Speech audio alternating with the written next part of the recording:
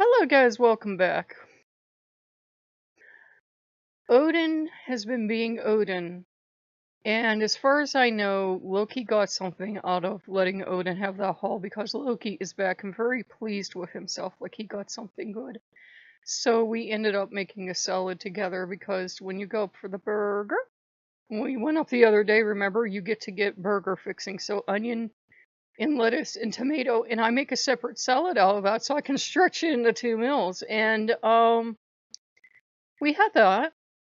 And he was eating and he's like, "Oh, it's so good," and really nice and everything. And I know he's very pleased. And Loki is an impossible god to understand. One day he's friends with every pantheon in the world, and that is absolute reality. The next day, only Norse gods are good enough to talk to you, and only the ones he approves of. Only the ones he approves of. And then the next day, you can't find him. He's been playing fast and loose with my reality lately.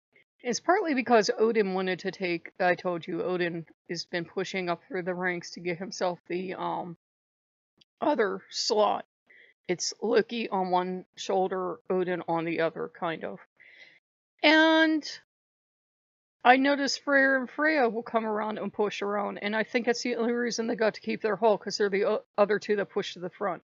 No, I do have 4 push to the front and like some others, but those are the main 4 that like really, really push.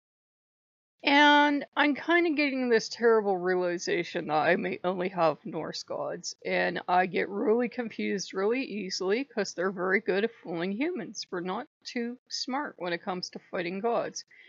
Someone had mentioned before that Odin had presented to them as Dionysus. Shut up, Loki. Presented to them as Dionysus first. And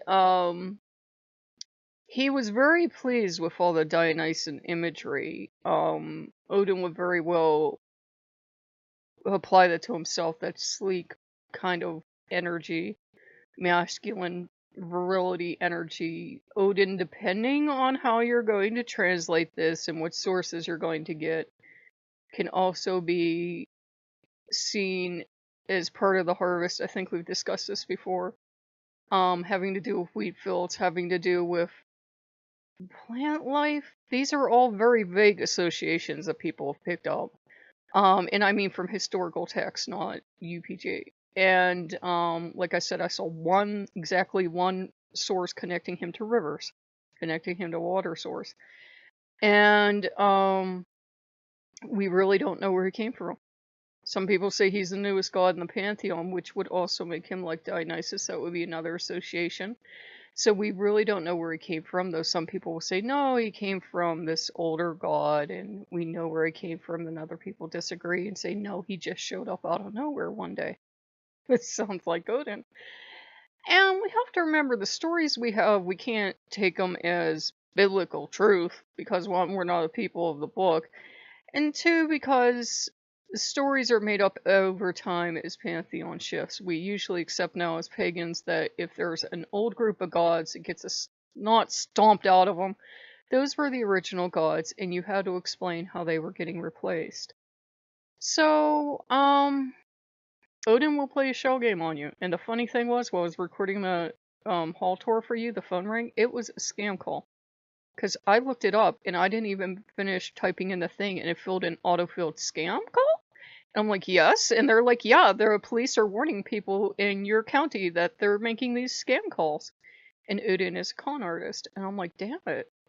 And I just kept confusing him with Hermes, which is okay because the ancient Romans did too. They thought he was like Hermes, Mercury. They were like, yeah, they're the same exact god. They wear a hat, they travel, they play tricks on people. Only it's not as whimsical sometimes when Odin does it. People sometimes die when Odin does it in the stories. Hey, who wants this lucky stone? And then all of his servants died. Odin just laughed and laughed. A lot of Odin's stories end like that, come to think of it. And then the king, they told him they were going to pretend hang the king, but it became real and the king died. And then the man realized it was Odin he'd been torturing for days upon days between 2 fires fires, and he got up to apologize, and he died. Odin's stories tend to end like that. You would think he and Jehovah would get along like gangbusters, because they can both be kind of wrathful, pissed off deities. Odin tried to give somebody armor once in a story as a farmer, and the guy turned it down because he thought it looked like poor armor. He pissed off Odin, and Odin came on the battlefield himself and killed him. It's such a loving God. That's why I know I'm lucky. I really get away with a lot of shit, because some people don't. Some people Odin will plaster to the wall. And I'm not special sparkle favorite, but depending on the kind of relationship you have and how long you've known him. He's known me since I was a little tiny wolf cub, as he puts it, since I was a little girl. So it's always been him there with Loki. So he gives me a lot more leniency than some other people. He'll give you what you need and what he thinks you'll respond best to. And if you're not responding best to one tactic, he was trying to be the all-powerful god, and that didn't work, so then he went to cuddly grandpa that loved everyone. And that wasn't quite working, so then he became vindictive, sneaky wolf, and he snuck around, he chased all the other gods out, and he's in there. And then I was getting an obnoxious amount of Mr. Big songs, like Be With You and everything, and suddenly he is like a Mr. Big fan, and all this music was coming up, and I could tell it was Odin talking to me. And he's told me, he says he wants to be in one slot and have Loki in the other, and can talk to other Norse gods. But that's all they want in their territory. That's all they want in their patch. Are both highly territorial gods. Loki is extremely territorial. And the funny thing is, he will change from day to day, from moment to moment. One day he's kumbaya, he loves all the gods, have all the gods in the world in. Have you met this god from wherever? And the next day he's territorial, and half the Norse gods aren't allowed near you. Meet Loki. Odin's the same way. One day he's regaling you with stories or such not about he's traveled the world, he knows all sorts of gods. The next day, he's really cryptic and dark and angry, and not even the Norse gods are getting near him. He won't hurt you. He can lose his temper and yell a lot and look like he's going to stab you, but he won't hurt you. Loki won't hurt you either.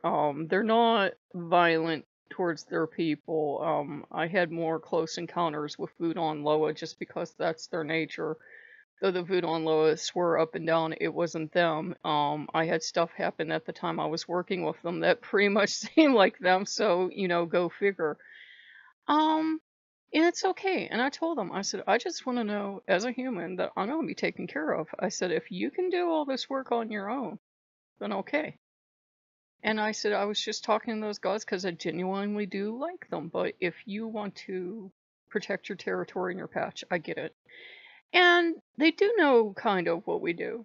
And they do see me looking up Greek god stuff. And Greek gods, sunny and cheerful and happy and all the romance. That's how people describe them. And Norse gods, dark and brooding and violent. No god wants that comparison, whether they take pride in being dark and brooding and violent or not. No god wants to be, these are the group of good, genteel gods that the nice people play with, which I've heard very bitterly.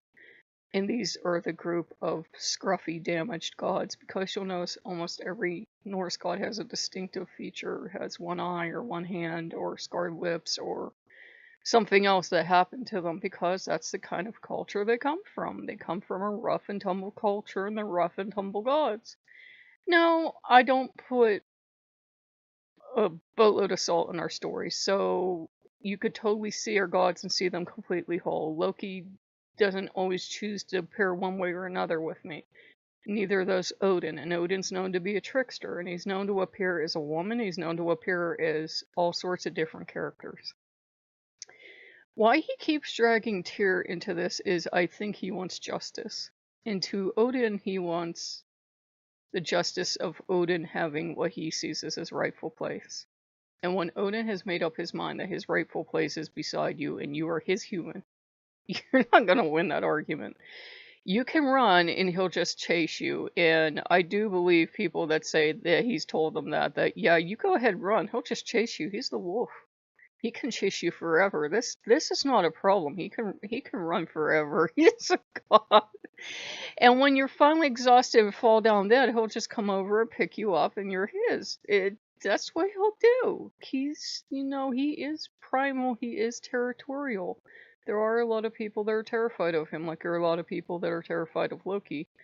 Now, I'm blessed they get along, and they're as close as brothers can be. Some people can't put them in the same room, but for me, they get along, probably because they have the agreement that they got their patch here, and they get to break up the territory, and I don't blame them. Norse gods get that shot of popularity every time Marvel uses the property, let's admit it, or Neil Gaiman writes a goddamn book.